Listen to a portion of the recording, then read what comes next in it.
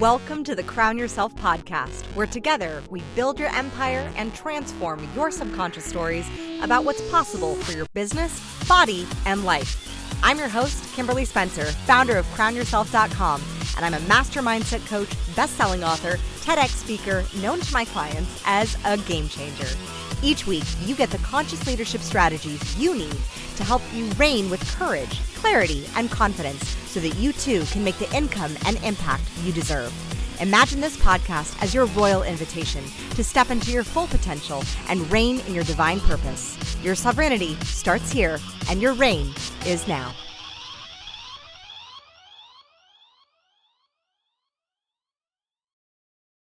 Hello, and welcome back to the Crown Yourself podcast. I am your host, Kimberly Spencer, and I am so honored to have with me Lloyd J Ross. He is an entrepreneur, investor, international speaker, and the host of the award-winning podcast, Money Grows on Trees. Lloyd has built multiple seven-figure businesses, earned a 2 Comma Club award from ClickFunnels, and holds the Legacy Club Millionaire title with Isagenix. But beyond the accolades is what truly sets Lloyd apart is his approach to time, which is why I have him here today to discuss his latest amazing book, Becoming Time Rich. My favorite quote already is, "Results are all that matter. You don't get extra points for working harder or putting in more effort. And if the devil can't make you sin, he will make you busy." Lloyd, welcome to the Crown Yourself podcast. Hey, Kimberly, what's up? Thanks for having me on. That's a very nice introduction. So I'm excited to be here and to, talk about this this incredible concept of time is more valuable than money. There you go. It is a concept that I have loved and lived by, though not always lived by. And since you are so well versed in money and your podcast with Money Grows on Trees goes so deep into it, I want to kick this off with first asking, what is the future of money that you see right now? Well, it's a really interesting question because there's a very obvious popularity to Bitcoin as a currency. And it's funny with Bitcoin, you hear most about it when it hits a new record high in fiat currency. And so all the Bitcoin holders, they get excited for fiat gains, and it's very much a paradox because you can't have one without the other. So I find it a little bit amusing. I mean, I think what's happening in the world of money is that people are looking for a stable currency, because what we've all experienced in the last, say, 4 years since COVID is incredible inflation. And inflation is a pernicious tax on us. It's a tax, and it's brought about by government spending. That's how it's created. And once they debased the currency from the gold standard, they were able to print money, which they've done. And it has absolutely wrecked the value of fiat currency across the world. And if that continues, they will inflate the fiat currency to nothing. And I think people are cotton on to that. So what they're trying to do, by all rights, is trying to prevent inflation from wiping away their wealth. So they're buying things like Bitcoin, and gold has gone on a 44% tear this year because people are searching for it, for this ability to not lose wealth. But I'm not one of those people that has bought Bitcoin, or I'm not one of those people that's bought gold. I'm a bit of an agitator when it comes to those types of currencies, because I'm a business guy. I'm a real assets guy. So I like to buy productive businesses, productive public companies, which is stocks. And of course, I am a proponent of real estate, but in the last couple of years, I haven't been, because it's been completely overvalued. And I think what we're seeing now, especially in the United States, is we're seeing home prices now come down. And we're seeing it in Canada. We're seeing it in New Zealand. The only place we're not seeing it yet is where I live in Australia, because we have this immigration policy that's preventing it. But, that's what's happening in the world of money. Where it's going to go in the future, I'm not too sure.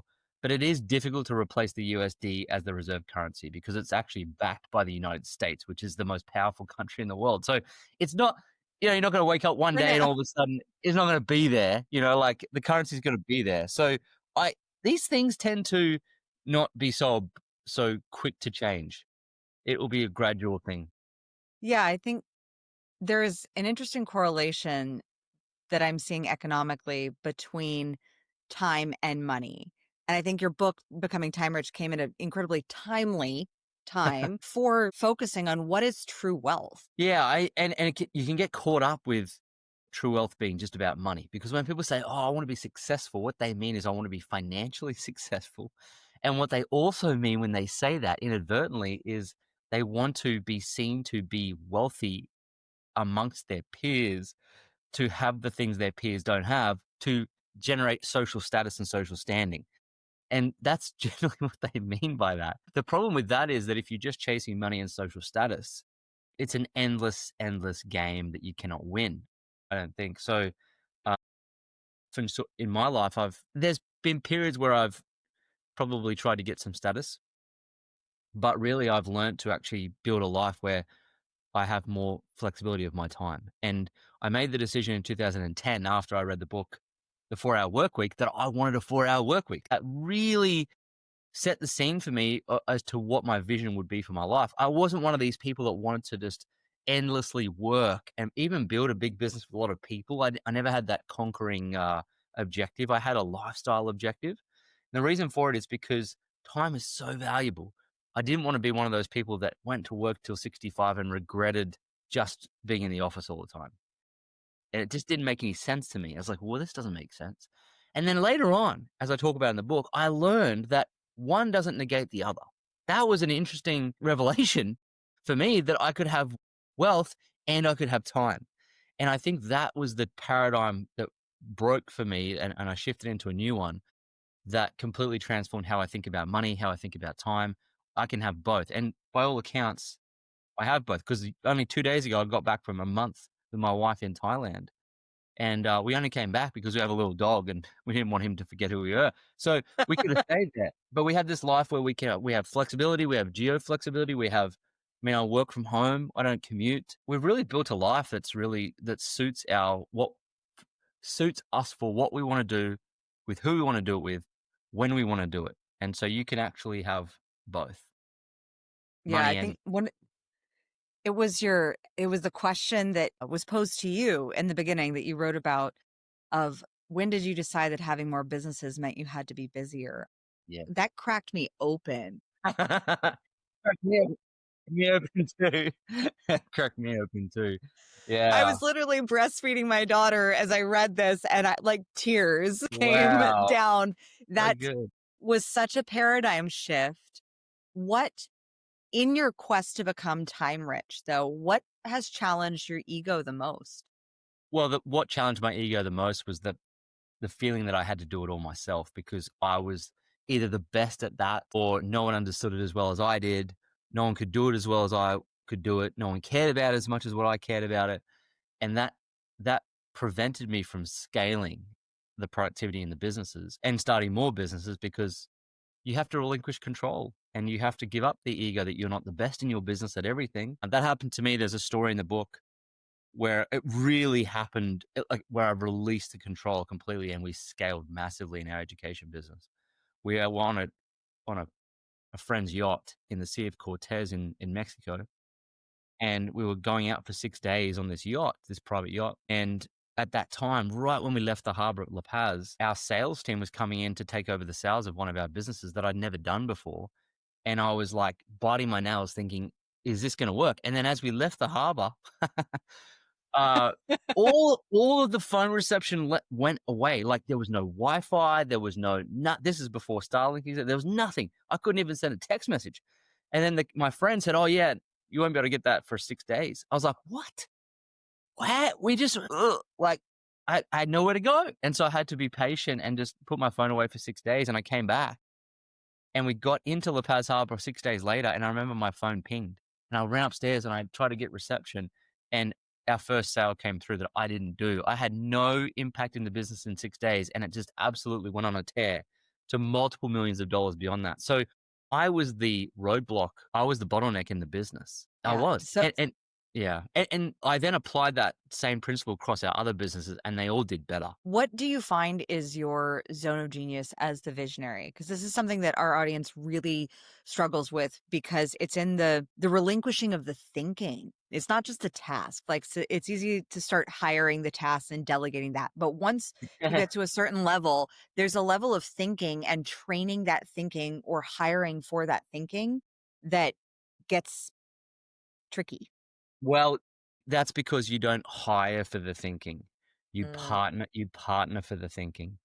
So that's the difference. And partnerships, which is what I talk about in the book too, is that partnerships are the most potent way to scale your time and money at the same time. Like with one of our businesses, I've got a partner in the who does the marketing, and his brain and his efforts and his strategic thinking are there.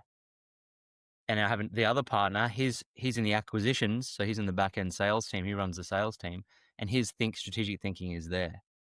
And I'm on the delivery side, and my strategic thinking is there. So I don't. I do think about the marketing. I do think about the sales because we have monthly meeting and bi-weekly updates. But we're all rowing in the same direction, but we are in charge of different things. And that alleviates your need to be tinkering with everything in the business. But the reason they are strategically thinking about it is because they have ownership. Like they have, it's a handshake agreement, but they have ownership of their space because one, they participate in the profits of the business. That's why they're partners. And two, they have autonomy and ownership. I don't micromanage them. And by doing it, setting it up that way, you're enabling them to be strategic thinkers. So Oh, that's such liberation right there. yeah, like I I would say partnerships is when that's the area most people should get good at. It's just so much easier. Like we bought a business. I talk about it in the book briefly because my business partner said, "Please don't tell everyone about our business strategy." I allude to it in the book.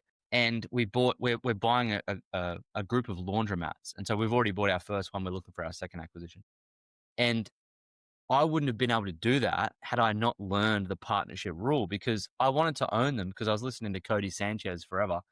And Yeah. I mean, I've always wanted to own a laundromat. It's a very good systemized business. It's not going to be disrupted by AI. It's quite incredible business actually.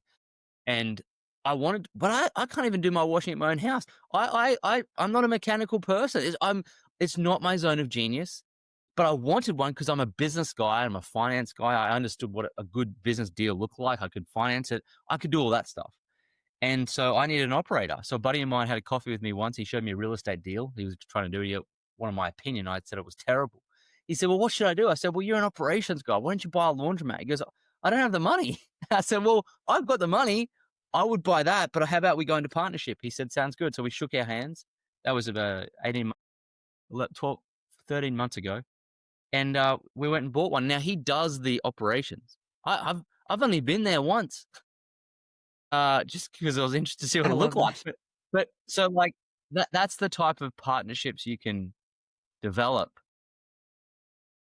That it's collaborative. It's the only way. Like look at Elon Musk.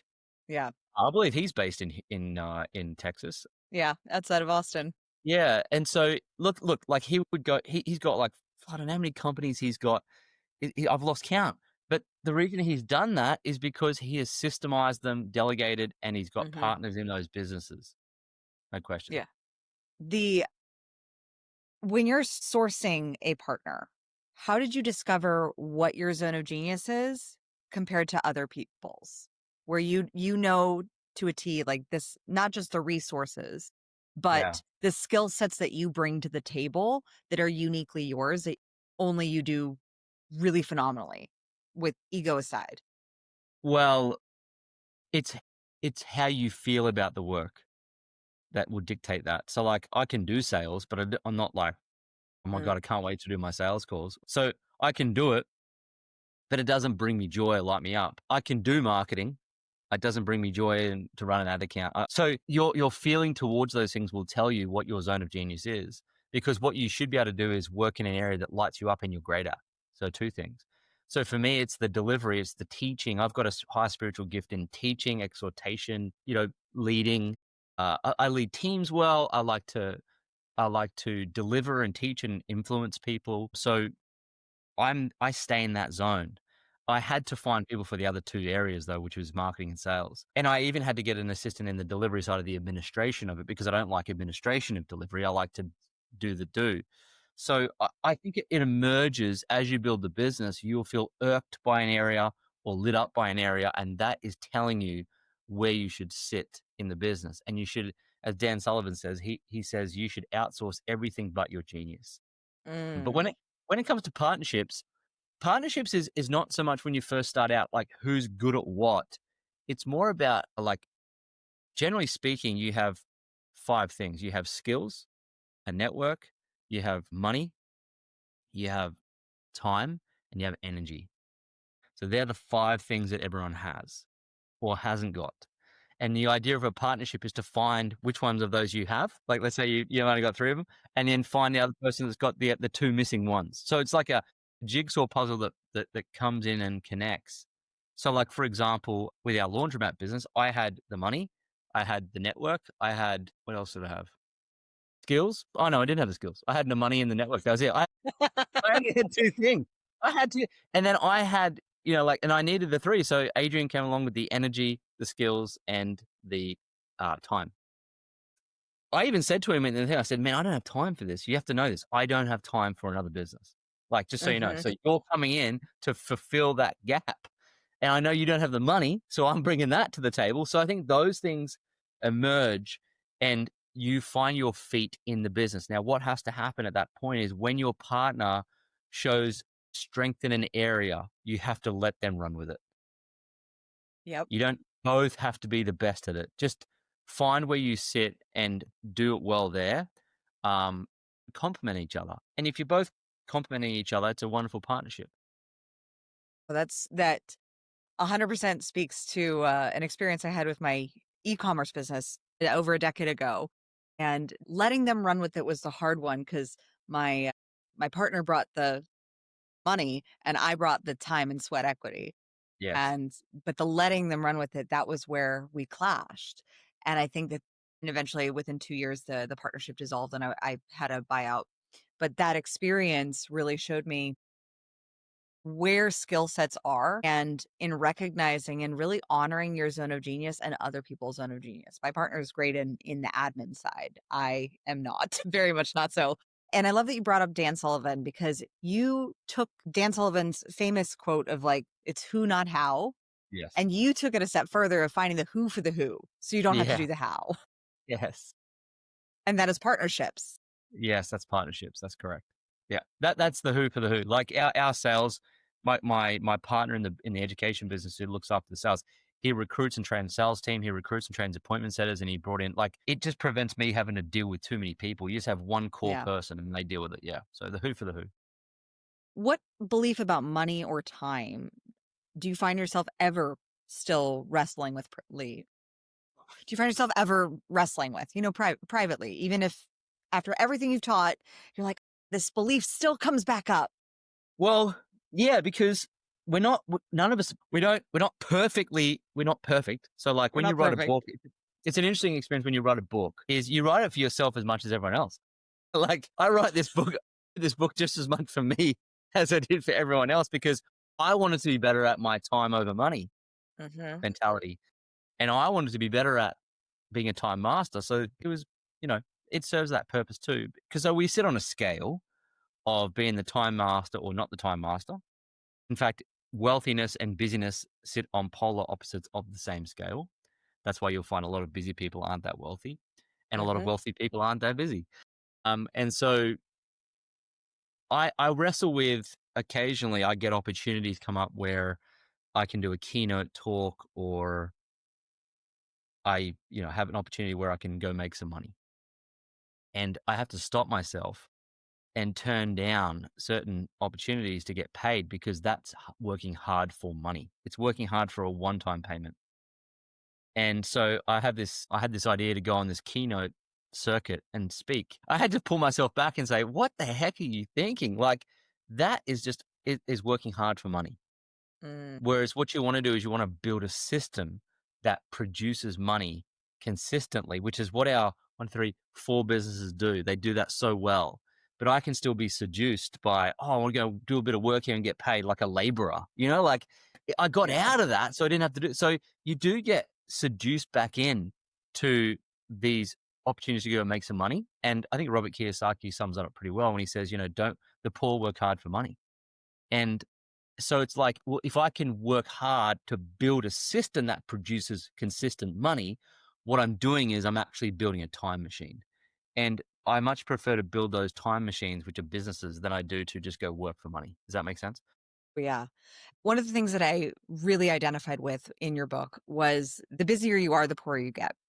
And it's really interesting when I remember back years ago in my first business, I was a freelance Pilates instructor. I was 19 years old. I knew nothing, but I taught in a really wealthy community. And there was a big difference between people who were busy, wealthy. I mean, they had money, but I wouldn't say that they were wealthy because they were busying themselves with things that were not purposeful. Yeah. So when you free yourself of the need of money because you are not only wealthy, but you also have time richness, how do you maintain that alignment with your purpose?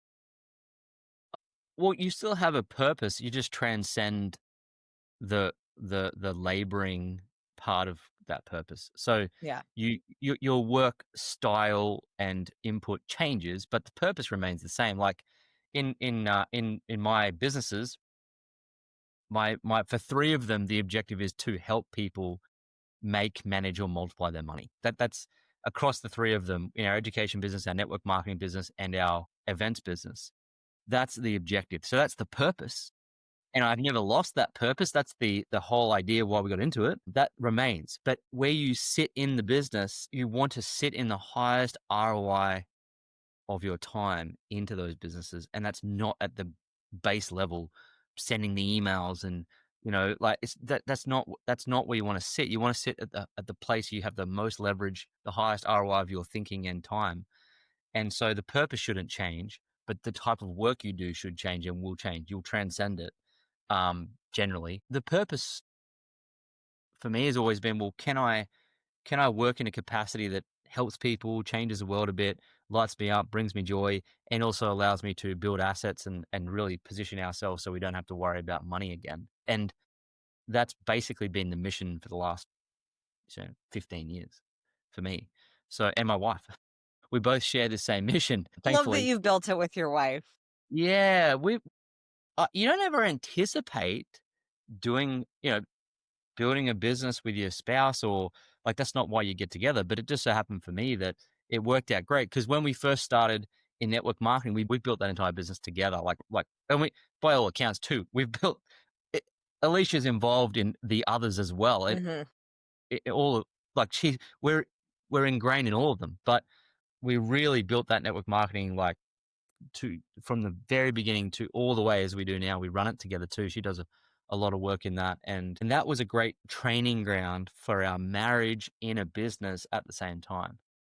And you just find where it takes a few little disagreements in the first place. Like, why aren't you like me? And you realize that people don't have the same personality type. They're not the same strengths. So part of that journey was to figure out what I should be strategically incompetent at and accepting that I'm strategically incompetent in that area and just letting it go. And same with Alicia. So, for example, she doesn't like to speak on stage or do the training as much as what I do. She can still do it. Like she's amazing. Like she's incredibly powerful speaker and trainer, everything. But it doesn't light her up. So she's like, oh, and so I love it. It's easy for me to do that. It lights me up. I'm good. I can be there. But what she's great at is she's great at, doing a lot of the organizing in the back end. She does a lot of the presentation. She does a lot of the managing of the challenges. She does like the reporting. Like she's just so good. She's very conscientious. She's an ex paralegal, so she's very conscientious with the administration of things too. So she's excellent at that. And we've found over time that we're not supposed to be great or love everything in our businesses. Let's find out what we're good at, what we love, and let's see if that works. And it just so happens we're super compatible in that area. We complement each other. And that was a great discovery. And we apply that same metric to every business we touch. Yeah, that's such a gift in understanding the relationship dynamics because some couples can work together and some cannot because Yeah. either they're too alike or they don't have the same fit. Yeah, they're too alike, or they don't share the same vision too. Like what's great about Alicia is that from the very beginning, we would do these vision boards together, and we just were on the same path. Like, of course, who doesn't? Who wants to commute to work and work 9 to 5? Like she wasn't. She's like, I'm going to build for that. I'm not built for this, man. Like, get me out. So it was the same value. We have the same values, which I love helps. it. Now, I know that you experienced a loss as a child that not many kids experience when your father lost a $50 million business. Yeah, when I was 11. So, how did that shape your paradigm of your relationship with money, how you think about money, and how you value it? Well, what's great is that I was able to model the behaviors of what it looked like to create success. My dad was always working away. He was in sales. He worked very hard. And my mum, effectively raised us. He did too, but like she was there like as a Yeah. full-time mum. And so I saw that works. Like that actually worked out really well. In the end, they separated, got divorced, but it worked well for what success looks like to create. It's a partnership. And I got to experience and watch his behaviors of what it took. And that was great because I realized at an early age that, man, like it takes a lot of hard work. Like my dad taught me to work weekends. Like it's a flipping combat sport. If you want to win, you have to go out with an attitude to win. Win the day, win the morning, win the evening, win the week. Just get after it.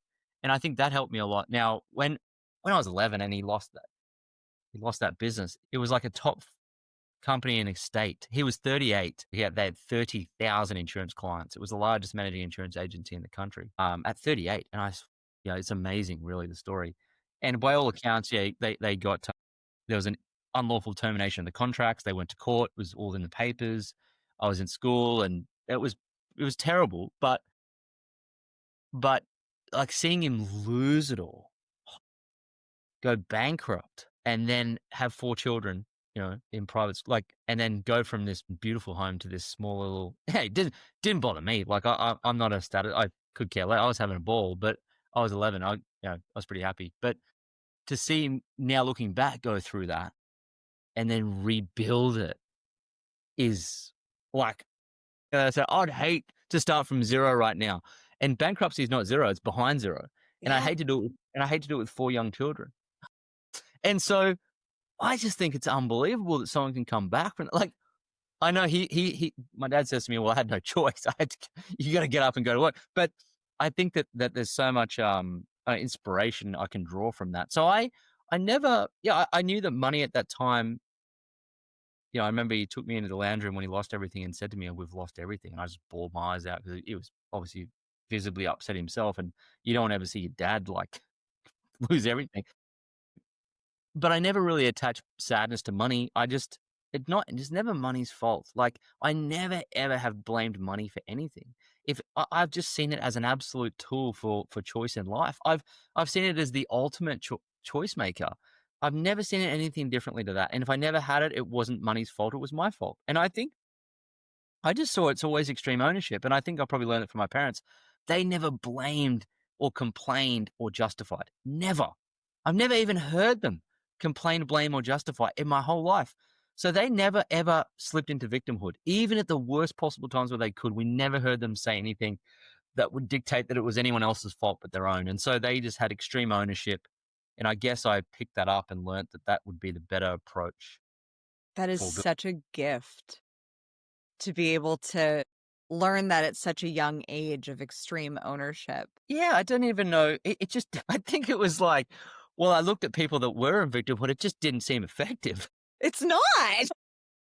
Well, that doesn't seem effective. I'm just going to not do that. I think it's more about that. I don't think I ever really discovered this, magic extreme ownership principle, but it just didn't. I like to move through life and find effective things that I think I like to pick up, and ineffective things. And by all accounts, too, my parents, both of them, they've done effective things with money and both done ineffective things with money. And they'll be the first to say it. But I've taken the best from both.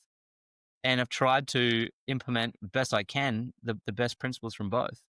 And I think that's what's helped me to not just chase success and money, but chase purpose and time and family as well. Like I have had it. I've had it all. Like I have everything. I have both time, family time. I've traveled the world. We've got money. We have no debt. We have investment. Like I have. You can do it all. I haven't put money on a pedestal to be the be all and end all because I've left a lot of money on the table because I haven't put it as the most important thing in my life. What would you say is your favorite failure in your quest to become time rich? Well, thankfully, I've not had any catastrophic failures yet. Yeah. So I've been very cautious about, thoughtful and, and I've, lucky as well. I have been lucky. uh, so I think I could say that a mistake I made was not sticking with an index fund strategy in our investing from the start. It's probably cost me about $1 million in lost opportunity. I think also it's hard to say, isn't it? Because I don't really have. If I change the past, then perhaps I don't have the life that I have now, which I love. So it's hard for me to say what I've really made. But I couldn't tell you any catastrophic errors. Yeah. I haven't really had them. Then the hardest lesson that you had to learn. Well, I was in high school and I got indoctrinated into university. And when you're in university, you get indoctrinated into 9 to 5. I became a lawyer and I was indoctrinated into 9 to 5. And I was working for a developer in Abu Dhabi in 9 to 5 work. And so the lesson I learned was I had to unlearn the things that I'd learned. And it was like, how am I going to get out of this? Like, success is hard no matter what path you take. It's challenging. It's supposed to be. But to exit that career and then go into entrepreneurship is, I think, a lot harder than just starting out entrepreneurial. Yeah. Like, I should have just come out of school and started a business. It just wasn't the world wasn't like it is now. It was you either go to university or go to trade. And so I went to university. And so I guess the lesson was to unlearn 9 to 5 life. And even in my business with my dad, the hard lesson was like I had to go out on my own at some point and to transition and do that. I had to have an uncomfortable conversation with him. I had to walk away from my academic life of my CFA charter that I was studying for. And I had to kind of like detach myself from those things and move into my own realm. So I think that was a very important lesson. And I think the lesson of like traditional education is just terrible. Yeah. Very, We homeschool, so yeah, there's it's just terrible. It's very impractical. It's theoretical based. It doesn't really help you get employment. It certainly doesn't help you have skills to make money. Nothing. It just is very archaic, old fashioned, and yeah, it's very, very due for disruption, which is happening now. it's very much, I think COVID was the big disruptor with education when When people everything went online, right? everything People went adopted online. Zoom. Yeah, Yeah. it was a Well, mass adoption I think AI is the ultimate disruptor. for sure. Like, I don't see a world where universities survive in their current form with physical buildings and so forth. It possibly might in the sense of the network. I think that's important. So people connecting is important. But the way the lessons are taught and how that's done and so forth it's less effective, but people are actually just doing it to get the accreditation. So it's more, I wouldn't call it education, I'd call it accreditation. That's what it really is, because it's certainly not education. Yeah. Yeah, I, I dropped out of college 2 weeks before I was supposed to start. So, There you and go. Well, just that was smart. I wish I had done the same, but anyway. yeah, I have to give credit to my parents for being entrepreneurs and the first generation entrepreneurs who were like, "You're gonna succeed. You have the hustle." Yeah. Well, my grandparents were all entrepreneurs. My parents are both entrepreneurs. Yeah. No one in our family went to university. I don't know why I ended up there. But I think what happened was, like again, the kids at school were all going to uni and our parents had never been. They both dropped out in grade 10. That's what they did back then and got a job. And they just thought that the university was the be all and end all. And it turned out that that was not absolutely wrong because it opened up doors. But like, I think about this sometimes. I think, God, if I'd just finished school at 17 instead of buying a degree, my dad helped me start my first laundromat. I'd be flipping so rich. I'd be like 50 million, 100, like I would just be so much further along. A friend of mine, he knew he wanted to be an entrepreneur at, in grade 10. I interviewed him on my podcast. He exited his business for 600 million. He started, For him. Culture Kings.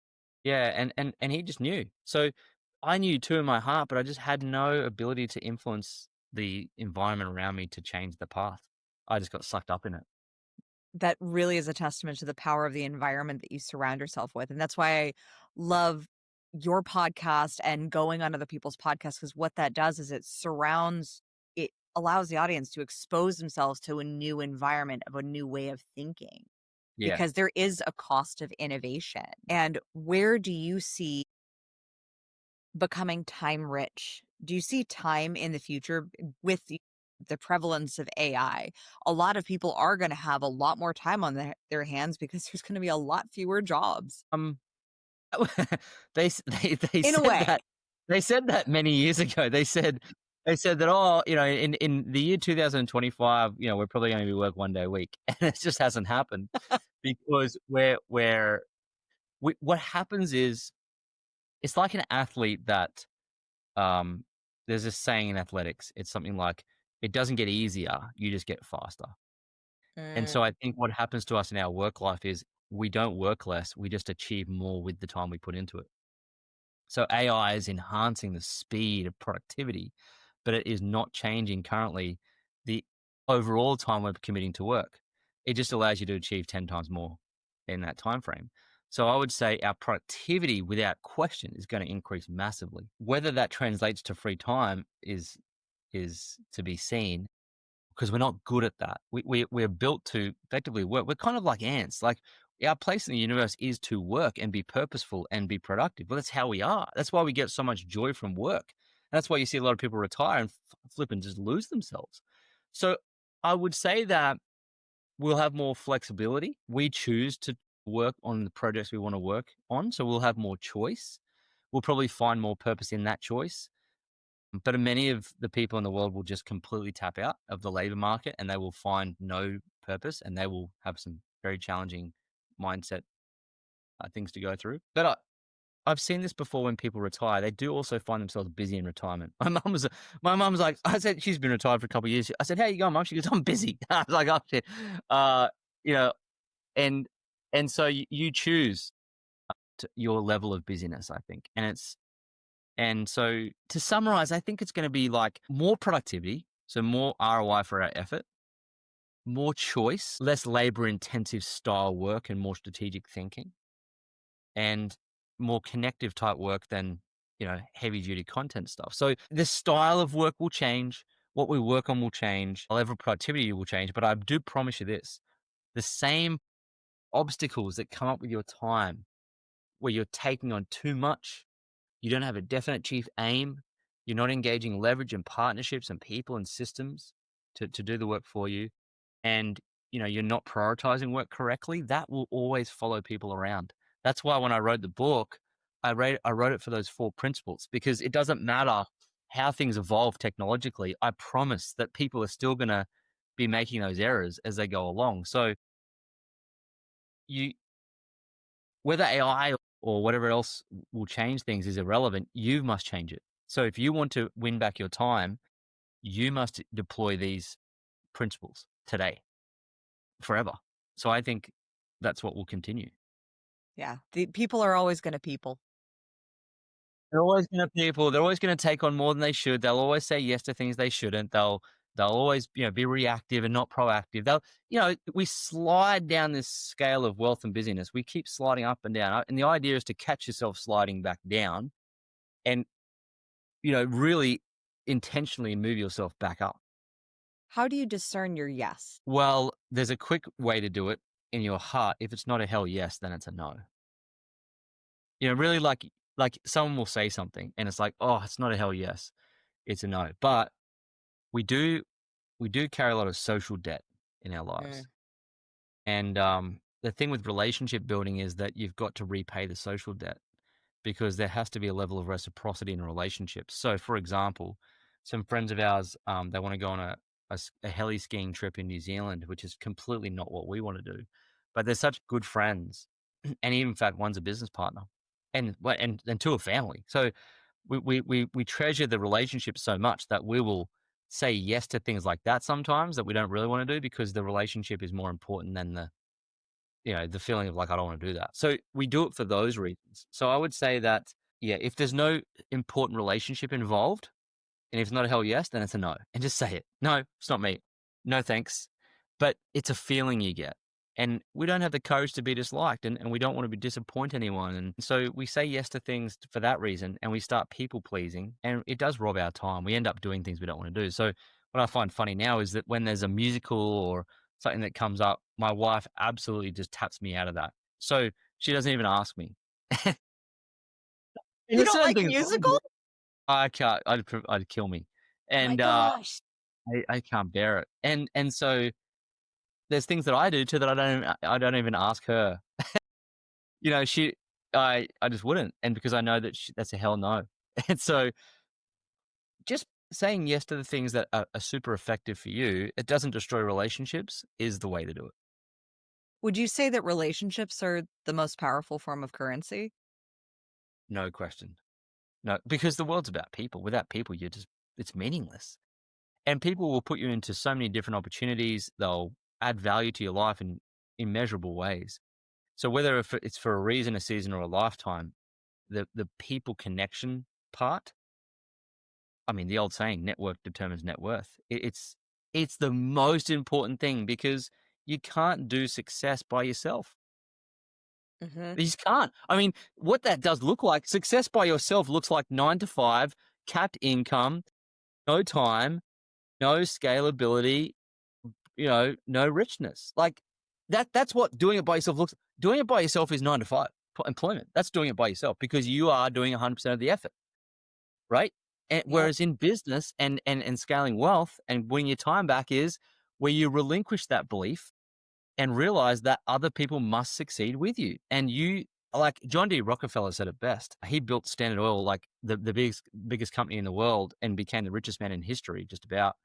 And he didn't work that much. What I read, I just finished his book, and profound how he had time for his children.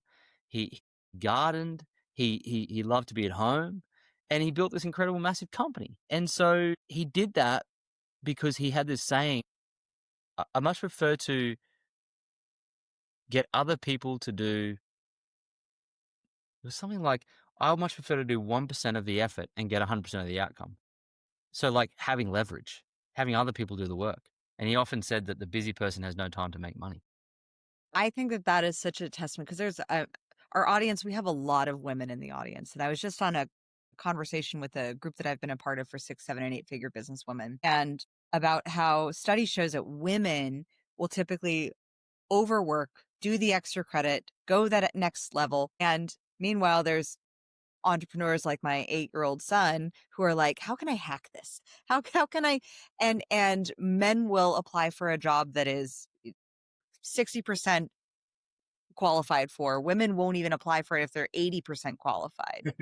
And so there's this disparity, and maybe it's societal, maybe it's generational, but when in your practice, in all of your businesses with how you train and coach and lead, what what is the number one belief system that you see that people have to overcome in order to really make that leap into wealth? They've got to find the who, not the how.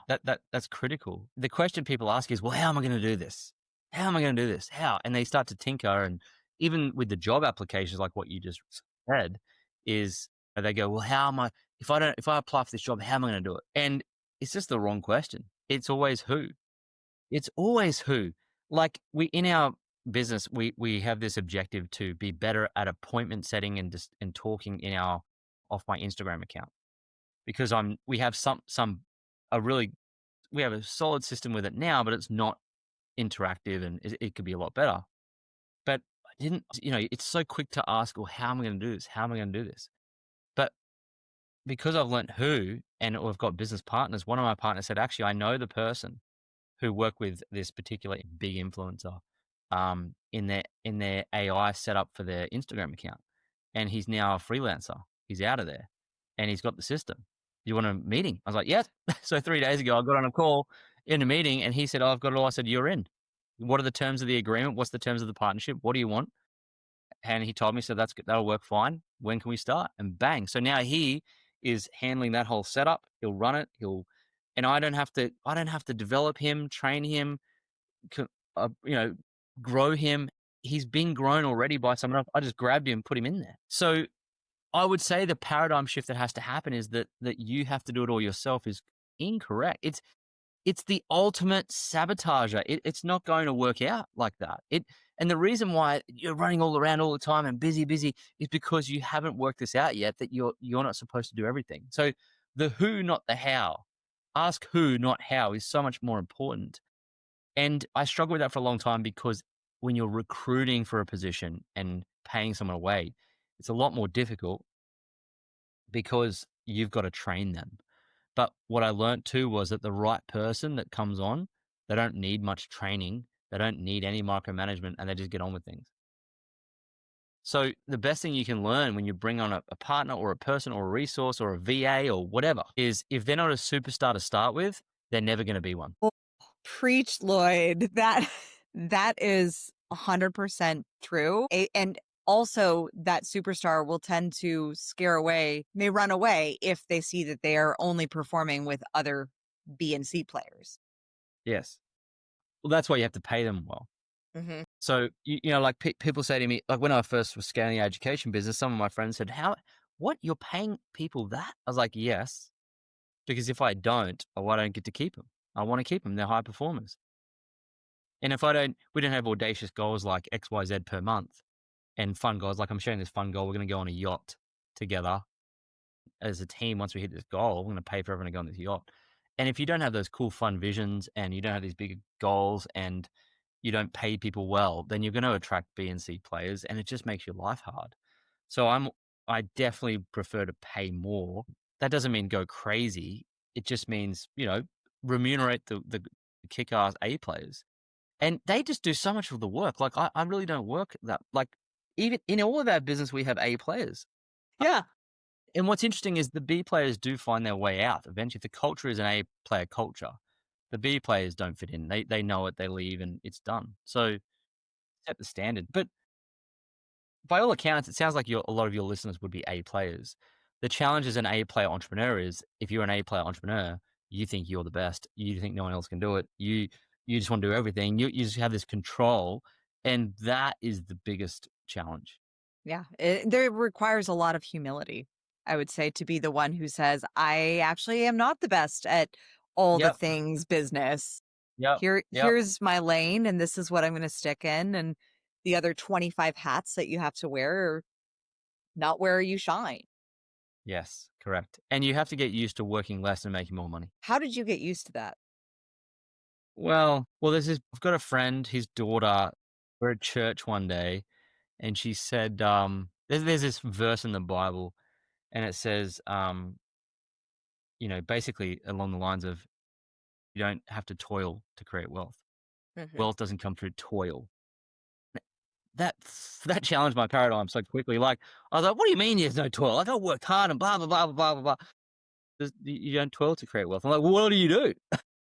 And the answer is you find others to do the toiling. And for them, it's not toiling; it's their genius. So, and that's how you do it. So you actually, it's true, and I think you just have to realize that money will be developed through people, systems, and capital leverage, and it doesn't require any of your physical effort. That's the greatest shift you can make in scaling wealth and having success in business is that the toil is not how you get rich. And again, not that your listeners would perhaps go out and grab the book called Titan, the John D. Rockefeller story, but there's so many principles in that resonate with, like, he was the founding OG Yeah. of scaling money and business and not toiling. Like, he's the man.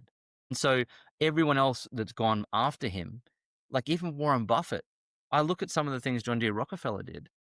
And Warren has just absolutely stolen that from John D. Rockefeller, that style, that life setup. And I thought Warren Buffett coined it all, and I thought he was the guy that really, but it wasn't. It was John D. And and also a very pious guy. And people don't know this about him. They always think he's a big baddie, but he's not. He went to church. He stayed with his wife his life. He raised great children. He was there for them. He built great business. Some of the business principles he had were, I would say controversial for sure.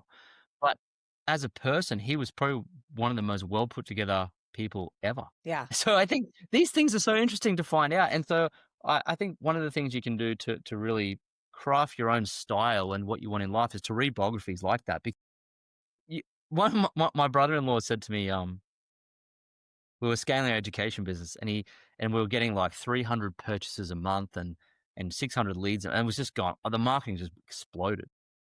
And I was in this position where I'm like, oh, should I outsource? Should I delegate the sales? Like, oh, that was this moment. And we had breakfast together And he said, Lloyd, you aren't the first person to do this. And I was like, that's such a good line. I always remember, I was like, that's a really good line. And I was like, you're right. Like, this has been done before. What am I doing? And I just went out and I said, yeah, put this, like these business principles across the board have been done.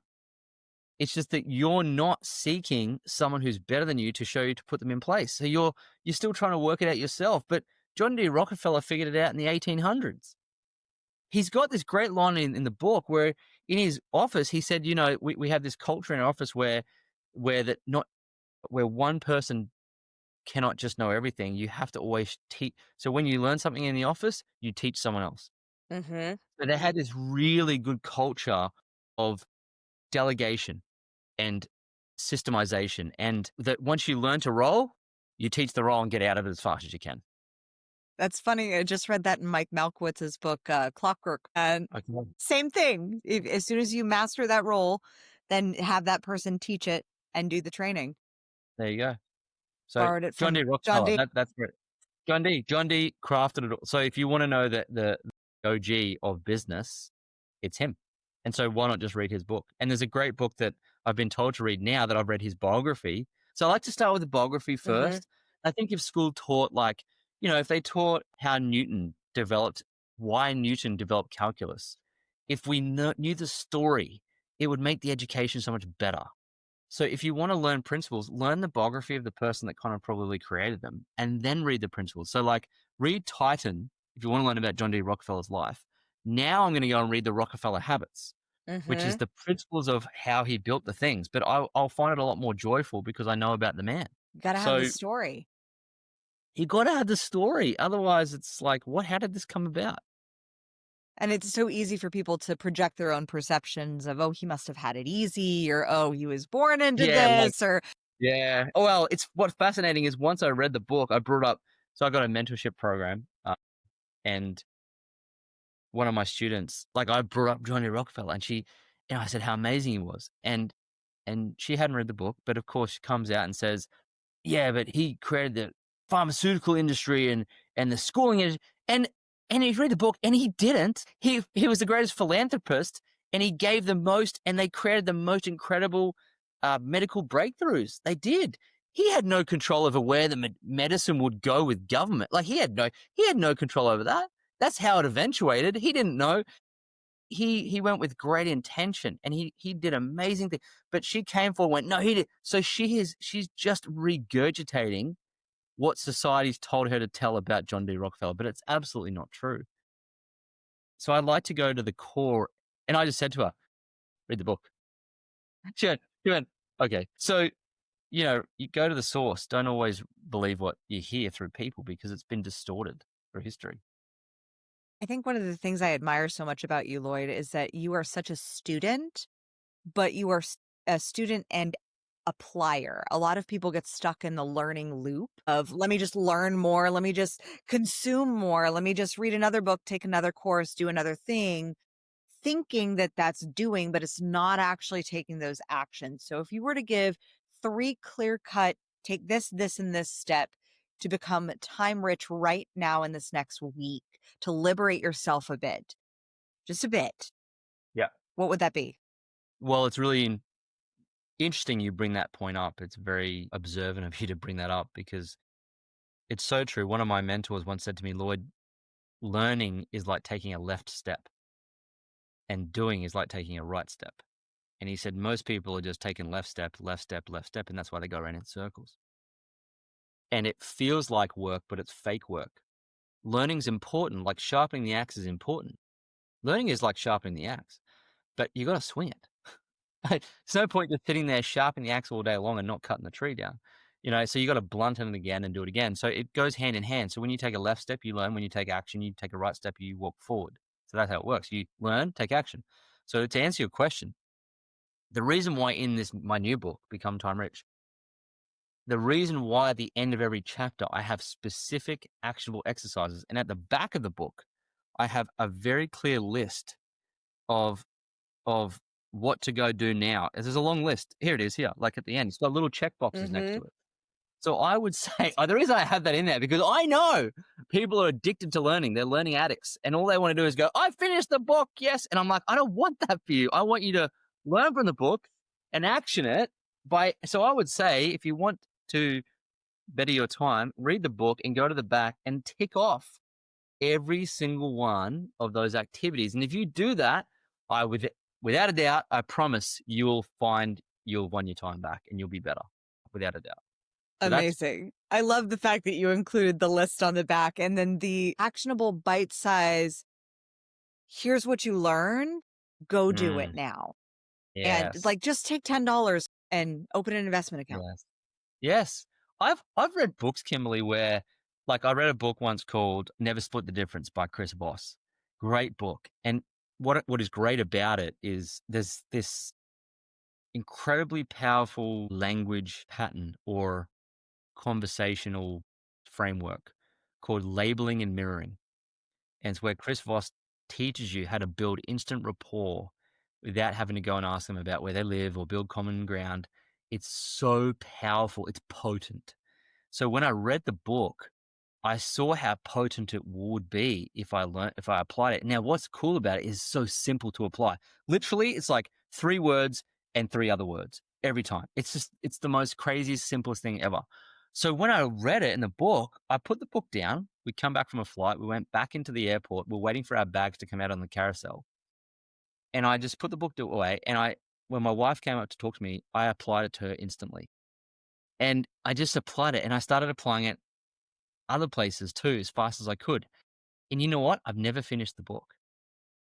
I've never finished the Chris Voss book because what I took away from that is that language pattern that I now use every day. And it's so valuable that I don't need to read I'm sure there's some other great things in it, but one thing I took away is I just took away that.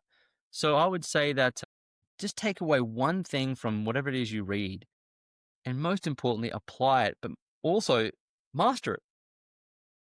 Apply it over and over and over again, right? So like some people have given me feedback of the book lately and they're like leaving reviews and it's been great. And a lot of them have said, what's your favorite chapter? And they said, you know what? The elimination chapter for me is just so powerful. And so they're now actually applying it. Like someone reached out to me and said, Lloyd, I've dropped this and I feel so empowered. So if you get one thing from it that you can apply, just do it. Yeah. Apply it. I It's more important. applied this immediately and hired a mother's helper. That was my Well done. application. Far out. That's great. There you go. Yeah. Perfect. Yeah. Cause I was like, Great. at those little projects around the house, they were just driving me crazy. I Yeah. didn't want to take the time to do them. Hired somebody to come in once a week and take care of it. Like, I That's good. cried when she was like, "Oh, I'm going to take the car seats out and vacuum them." I was like, "Oh my God, this is amazing." Yeah. Because that was her skill set. She was so hiring for that and free. It was liberating. So Well, you know what thank it's like. you. You're welcome. Well done for applying it. I mean, people wouldn't do that. They'll think about it and not do it. But, it's interesting. We don't want to delegate because we feel like we're enslaving people. We don't want to burden them with our work. But you prevent them from skilling up. And in the book, I talk about your delegation is their personal development. So, like, Mhm. she wants to work. She has a skill set. She wants to apply it and make money. And if you don't delegate, you're preventing her from leveling up and skilling up and making money. Yeah, I got to be her first client. She'd never this was her first business. I was like, Wow. it was There you go. amazing. That's great. So, What a and great example. that's my takeaway of putting this into direct action. And I love what you said about the book that you read and how you put it in immediate action, which really follows Tim Ferriss's 4-Hour Work Week of the art of incompletion. Yes. And That's good. you don't have to complete something to put it into action and to weaponize it and make it amazing. That's right. Yes. So, Lloyd, I have loved our conversation and I love the work that you're doing in the world. I would love to shift into a little bit of rapid fire to wrap this up. I love rapid fire. Who is your favorite character in a book or a movie and why? Oh my goodness. Favorite fictional character. I like Iron Man. Is it a superhero we're going for? Yeah. I like Iron Man. I like Indiana Jones too. Yeah, I could see Yeah. that. What person alive or alive and in their time would you want to trade places with just for a day? Like to be in their body, to experience how they experience the world? Well, God, it would be interesting to have been Warren Buffett, born in the 30s, and come up through that golden era. I would have been interesting to be even John D. Rockefeller and come up through the Gilded Age. I think those are interesting times. And wide up and be in the Western days and experience that. That would be interesting. Yeah. Yeah. What is your daily or weekly money routine? I have a monthly routine where I look at our accounts and I do our auditing of our accounts and businesses. So I think it's a monthly routine. Is more money coming in than going out is all I really care about. And if Yeah. it's not the case, I have to shift things and cut costs. Like this is the most important thing. Yeah. Yeah. Cash flow and profit. Yep. Yep. What do you define to be your kingdom? Little family. What A is little the family. what is the one principle that you want the next generation to take with them Well, I that you think think? it's that, yeah, that time is more valuable than money, and you can have both time and money at the same time. And lastly, how do you crown yourself? How do I crown myself? How do I crown myself? I crown myself by giving far more value than I take. Amazing. Lloyd, how can we find you? I know we can go to all the places to get Become Time Rich because you can grab it on Amazon and we will leave the links below. But how can we find you? How can we work with you? What is the best platform to connect with you on? Well, I think it's really cool that I get to say this, but in North America, I think we're in Chapters bookstores of this book. So you can walk into the bookstore, hopefully, and you'll find it. Amazing. Yeah. So, because we have a North American publisher with Wiley. But the best place to find me, yeah, you can go to my Instagram account. It's Lloyd James Ross. You can catch me there. In fact, I'm really excited about our YouTube channel that's just scaling at the minute. So you can find me on YouTube, same thing, Lloyd James Ross. There's some fun episodes there. And you can jump into the Money Grows on Trees podcast on Spotify. Money Grows on Trees. It's pretty easy to find. And there's like 300 and something episodes to sink your teeth into. So they're the best places to find me. I've got free content across those 3 platforms, and that's the best way to engage. Amazing. Lloyd, thank you so much for your time with us on the Crown Yourself podcast. As always, my fellow sovereigns, own your throne, mind your business because your reign is now. Thank you so much for tuning in today. If what you heard resonated with you, be sure to subscribe and start creating a bigger impact now by sharing this with a friend. Just by doing that one simple act of kindness, you are creating a royal ripple to support more people in their sovereignty. And if you're not already following on social media, connect with me everywhere at crownyourself.now for more inspiration. I am so excited to connect with you in the next episode. And in the meantime, go out there and create a body, business, and life that rules. Because today, you crown yourself.